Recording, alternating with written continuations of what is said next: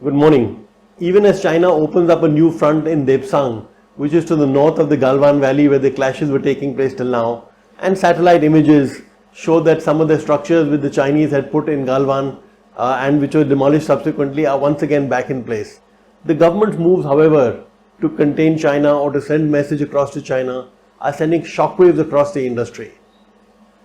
Though there are no written rules on this, importers are finding, in fact, importers and producers who import a lot of their components, they are finding their shipments are getting delayed as customs officials are clearing their consignments after physical inspection. For industries that work on a minimum inventory or just-in-time sort of inventory, this is a real challenge.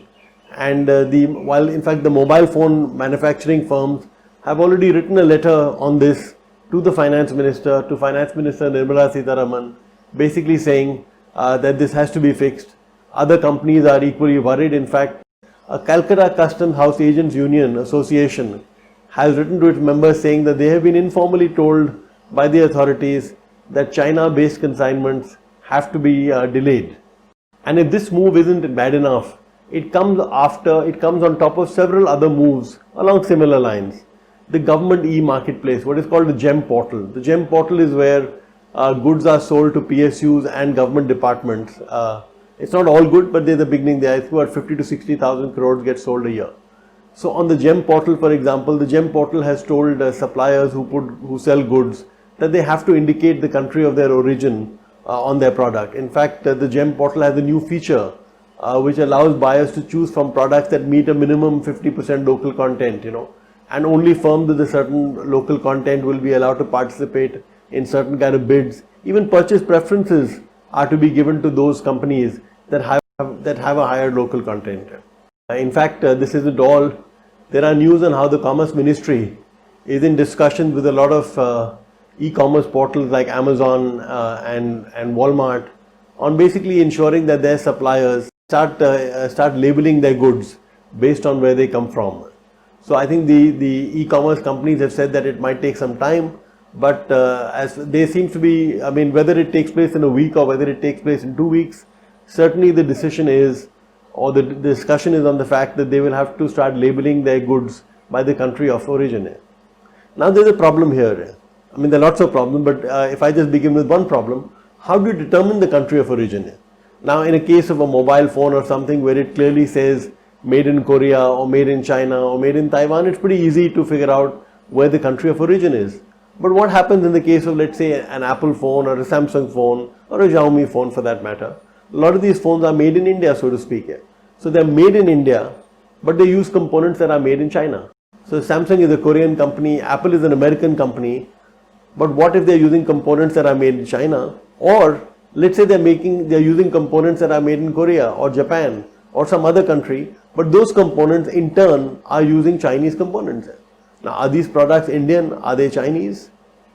And does the government plan to have an army of inspectors who is now going to go and check whether the labeling of millions of goods in lakhs of outlets across the country is kosher? Is this the new face of the license Raj? These are a lot of worrying questions which importers are grappling with. And as an aside, given the fact that the bronze cladding that was used for the Statue of Unity, Sardar Patel statue, which is called a Statue of Unity, given the fact that this bronze cladding was cast in a Chinese foundry, basically because India didn't have a foundry which is large enough to be able to handle the size, I think it's going to be pretty much impossible to build a Statue of Unity today. A Times of India report, it's an old report. So a Times of India report, for example, I remember, quoted an L&T statement around the time when the controversy was at its peak, saying that Chinese imports were around 9% of the value of the project. So a 9% value of the project is not small, and going by today's standards, maybe the Statue of Unity would just have a problem getting off the ground. The government's plans to boost local production in India of mobile phones for exports got a big shot in the arm yesterday. It got a big shot in the arm with several firms, some of whom are contract manufacturers for Apple, with several firms putting in their application for the scheme, under the scheme. So under the scheme, each big player like an Apple or a Samsung or a Xiaomi for that matter, every player is expected to scale up to around 35 to 40 billion dollars of annual exports within 2 to 3 years. Yeah. So while the domestic value addition under this scheme is not expected to be more than about 20 to 25%, maybe 30% in a few years, what it essentially does is it promises 35 to 40 billion dollars of potential exports from each player. And you juxtapose this number against the dramatic increase in India's trade deficit in electronics, and suddenly this scheme makes a lot of sense here. So the trade deficit in electronics, for example, used to be about 17 billion or thereabouts in FY8, in financial year 2007-2008, and this rose to $45 billion in FY19, and it's going to rise even in future. So any scheme which can get you a large amount of export is to be welcomed.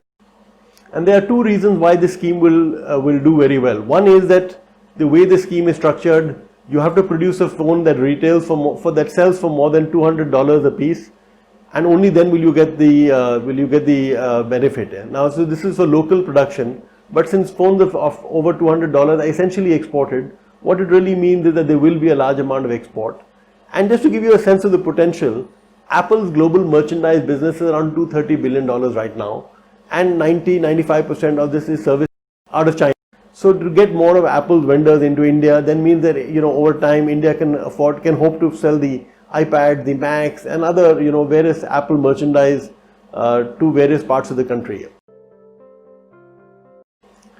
The next story is an unfortunate story. Delhi has now become the country's corona capital. Up till now, Mumbai was the hotbed of corona cases, but as we've seen over the last few weeks, with Mumbai managing to somehow slow down the spread of the infection, especially in the slums like Dharavi, the number of daily fresh infections in Mumbai has slowed down dramatically. In Delhi, on the other hand, Delhi has been handled very poorly, partly due to the fact that the powers are divided between the center and the state, and for a variety of reasons, Delhi has been handled very badly. There have been pretty low levels of testing for a long time. There has been very, very poor levels of quarantining, and in fact, Satyendra Jain, the health minister, had in one interview admitted that contact tracing was being done only for a very limited number of contacts. Now, with Home Minister Amit Shah taking charge over the last few days, there is no doubt that the testing levels in the capital have increased manifold, and in fact, this is something that Financial Express has been recommending for a very long time. Given the shortage of doctors, given the shortage of hospitals in the city, we've been recommending that the army be called out to set up field hospitals and to man various hospitals there. So the Home Minister has said that the army is going to be manning a lot of the hospitals. The new facilities that are being set up, one is in the Radha Swami Satsang Beas campus. Then they are hospitals in railway wagons. So the army is going to be manning most of them. Now, whether this is good enough is not clear, but it's certainly a step in the right direction. And we don't know how quickly things can turn around, but just to give you a statistic, about a week, 10 days ago, Mumbai, a few weeks ago, maybe 15 days ago, Mumbai had just one ICU bed left and 11 ventilators. So it looked like Mumbai was Mumbai has always been on the brink of bursting for a very long time, but that day it looked like Mumbai was going to have a severe problem with people dying on the streets, and then suddenly, 10 days, 15 days later, Mumbai looks a lot under control.